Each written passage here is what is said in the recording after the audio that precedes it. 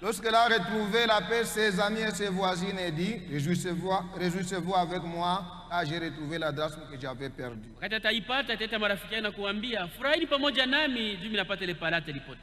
De même, je vous l'ai dit, il y a de la joie devant les anges de Dieu pour un seul pécheur qui se répand.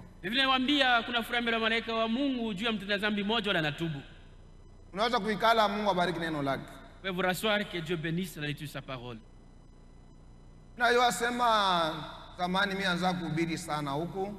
Je sais que autrefois j'ai prêché beaucoup ici.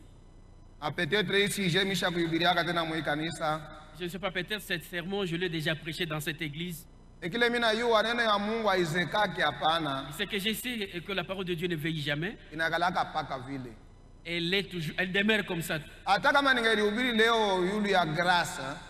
Même si je pouvais prêcher aujourd'hui sur un sermon intitulé La grâce, et ce sermon devait être toujours bon. Parce que le dimanche, on nous a prêché sur la grâce. Si vous pouvez continuer aujourd'hui avec le même sujet, peut-être toujours bien.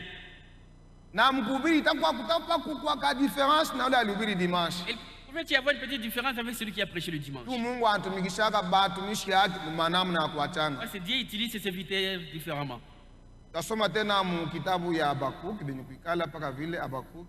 Lisons encore un livre d'Habakkuk, étant assis. Habakkuk chapitre 2. Habakkuk sura ya pili. Premier verset. Depuis le premier verset. J'étais à mon poste et je me tenais sur la tour. Je veillais pour voir ce que l'Éternel me dirait. Et ce que je répliquerai après ma plainte. L'Éternel m'a adressé la parole et dit, écris la prophétie, grave-la sur des tables, afin qu'on la lise couramment. Ah, c'est une prophétie dont le temps est déjà fixé et marche vers son terme. Elle ne mentira pas. Si elle tarde, attends-la. Car elle s'accomplira. Elle s'accomplira certainement. Voici mon âme s'est enflée, elle n'est pas droite en lui. Mais le juste vivra par la foi.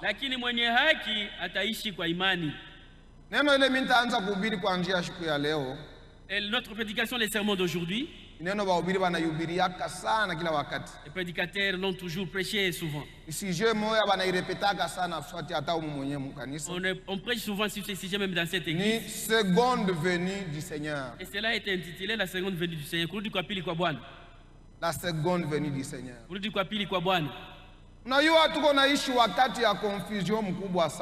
vivons dans une grande confusion.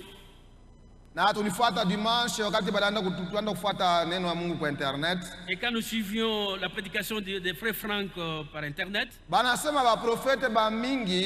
a dit il y a beaucoup de prophètes. Ils font des théâtres devant le peuple.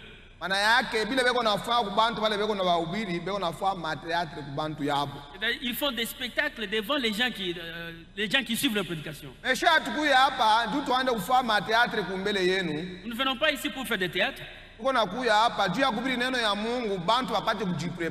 Mais nous venons prêcher la parole de Dieu pour que les gens se préparent. Amen. Mais ici nous parlons sur la seconde venue de Jésus-Christ. J'ai déjà voyagé à beaucoup d'endroits. Mais j'ai eu beaucoup de surprises. J'ai trouvé encore des églises, on les appelle les églises de la seconde venue. Et j'ai voulu savoir quel est l'essence de la seconde venue. On m'a dit, ces gens ici croient que Jésus-Christ est déjà venu. Et je me suis retrouvé ici à Lumbashi. Il y a des églises qui croient aussi que Jésus-Christ est déjà venu. Alors c'est une grande déception.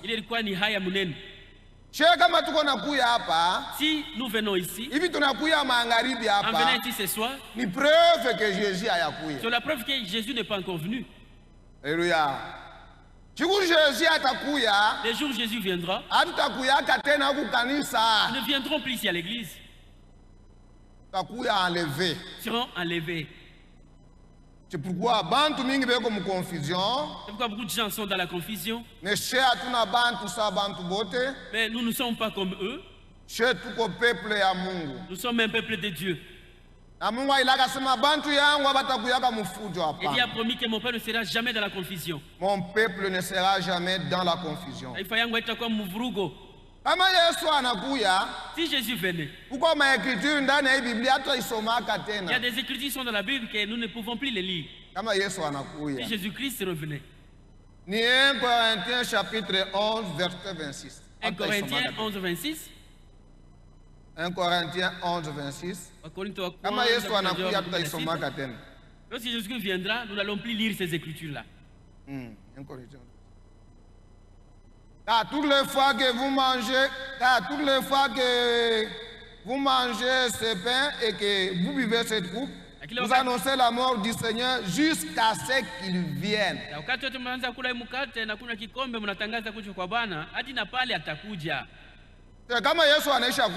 Si Jésus est déjà venu, les passages des Écritures, il n'y a plus moyen de les lire. Si nous lisons ça, parce que Jésus n'est pas encore venu. Ainsi, et tous ceux qui lisent ces passages dans les églises, et puis ils disent que Jésus-Christ est déjà venu, ils font des théâtres. Et Philippiens chapitre 3. Si Jésus vient, nous ne lirons plus ces passages des Écritures. Philippiens 3, 20. Mais notre cité à nous est dans le ciel. D'où nous attendons aussi comme Sauveur et Seigneur Jésus-Christ. Il transformera les corps de notre humiliation en les rendant semblables au corps de sa gloire par le pouvoir qu'il a d'assujettir toutes choses. Le jour où Jésus viendra, nous ne serons plus opérés. Le jour du retour de Jésus-Christ, nous n'allons plus couper notre cheveu blanc. Le jour du retour de Jésus-Christ, nous allons changer. Nous serons changés. Nous qui l'entendons, tout tabadilika. Nous avons beaucoup de promesses et Jésus-Christ a dit, je m'en vais vous préparer une place. Si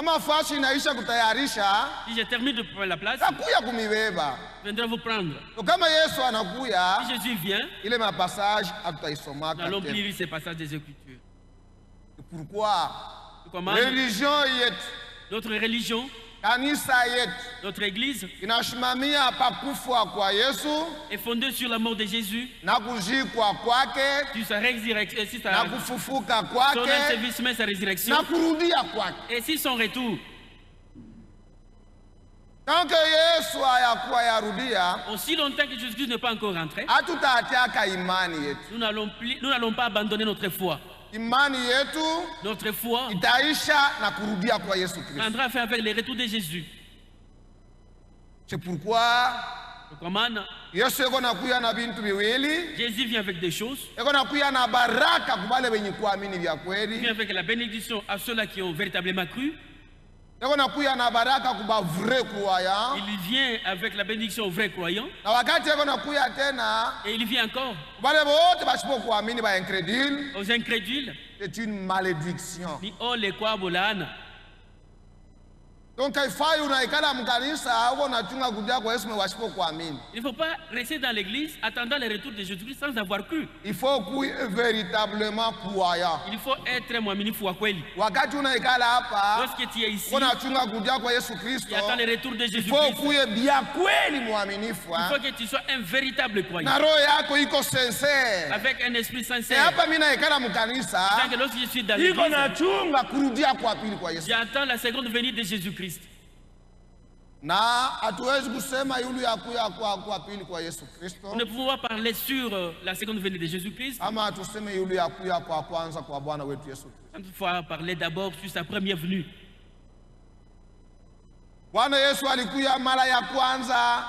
Jésus-Christ est venu pour la première fois et pour sauver toute l'humanité. Et pour la deuxième venue,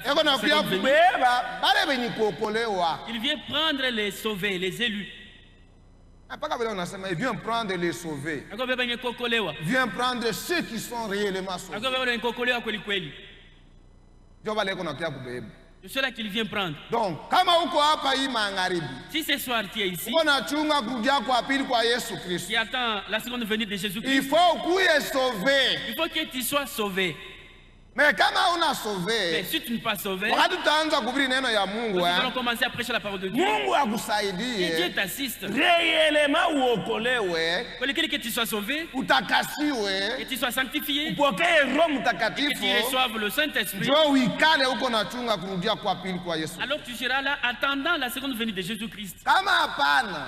Sinon, quand tu viens ici, tu n'as pas cette position. Oh, si tu fais une distraction, tu es distrait. Jésus-Christ est venu pour nous sauver. Sa seconde venue, il vient nous prendre. Pour sa troisième venue, il viendra régner avec nous dans le millénium. À Padunia. Maintenant, ça. Pour être sauvé, il faut qu'il y ait une révélation. Il faut que tu aies la révélation. Qui est le sauveur? Pour connaître mon cause Ninani.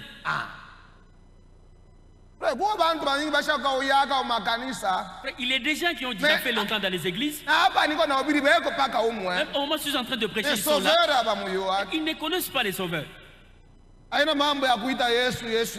C'est pas question de dire Jésus, Jésus. Ça, c'est pas un problème. Être sauvé, une révélation c'est une révélation dans ton cœur. Et tu dois connaître le mot cause. Et sur la terre, il n'y a pas deux sauveurs, ni trois, encore moins trois. Il y a un seul sauveur. Et ce sauveur, c'est l'unique Dieu. Donc, si toi tu es sauvé, tu dois être fier de connaître les sauveurs. Tu marches dans cette vie de Lubumbashi. Comme tu as prêché le dimanche. Même si tu n'as rien. Mais tu es fier. De connaître d'abord que je suis sauvé. Et je connais mon sauveur. Ainsi, ce soir, Ancien Testament sauveur, les sauveurs, Ancien Testament, dans l'Ancien Testament, il est le seul, l'unique, le Dieu éternel. Donc, moi, c'est pas un homme qui m'a sauvé. Je ne suis pas sauvé par un homme. Je suis sauvé par l'Éternel. Nous sommes en Isaïe chapitre 45. D'abord, Isaya 45. Il ne peut pas être un homme qui est très froid. Non, il faut que il faut être chaud. Connaissant que réellement tu es sauvé. Tu n'étais pas sauvé par un homme. C'est Dieu qui t'a sauvé. Isaïe 45. Isaya 45.